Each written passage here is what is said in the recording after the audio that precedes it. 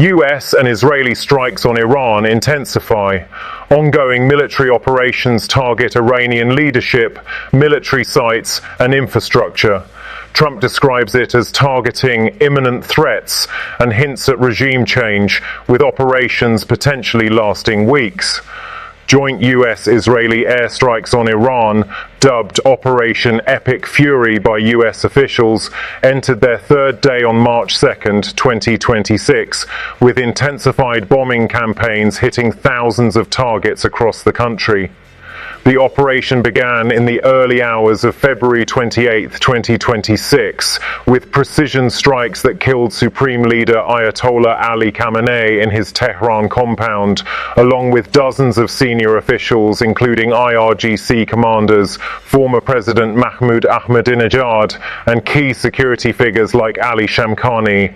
US President Donald Trump confirmed Khamenei's death on Truth Social, describing him as a major threat and framing the strikes as necessary to eliminate imminent nuclear and missile dangers from the regime. The strikes used B-2 stealth bombers, fighter jets, and massive ordnance, including 2,000-pound bunker busters, to target ballistic missile facilities, nuclear-related sites, air defenses, naval headquarters, warships, 9 reportedly sunk, and command centers.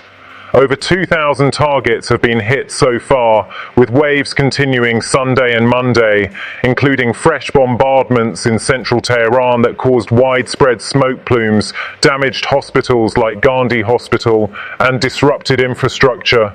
Satellite imagery and videos show heavy destruction in Tehran and other provinces, with explosions rocking densely populated areas.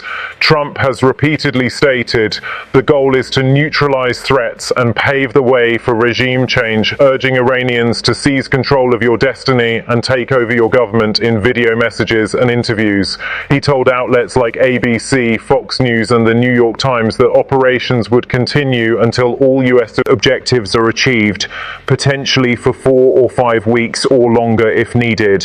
He acknowledged U.S. casualties, 3 service members killed in Iranian retaliatory strikes, and warned there could be more, vowing to avenge them with overwhelming force. Trump also hinted at openness to talks with any new leadership emerging from the chaos, possibly via back channels like Oman. Iran has mounted fierce retaliation, launching dozens of ballistic missile and drone barrages at Israel, hitting sites in Tel Aviv, Jerusalem, and Beit Shemesh, killing at least 9 Israelis and wounding dozens. US bases in the Gulf, including in Qatar, UAE, and Bahrain, with 1 civilian death reported, and other regional targets. Iran-backed proxies escalated too. Hezbollah fired rockets and drones from Lebanon at Israeli missile defenses, prompting IDF counterstrikes in Beirut suburbs and ending a prior ceasefire. Houthis and Iraqi militias claimed attacks on US interests. Iranian officials, including President Masoud Pezeshkian and security head Ali Larijani, called revenge a legitimate right and accused the US and Israel of seeking to plunder and disintegrate the country. Casualties remain fluid. Iran reports over 200 dead, including civilians from disputed strikes near schools or bases, while Israel counts at least 11 killed from Iranian missiles. US losses stand at 3 service members, with Trump indicating more could follow. Oil prices have surged amid threats to Gulf shipping and the Strait of Hormuz. Inside Iran, the power vacuum persists.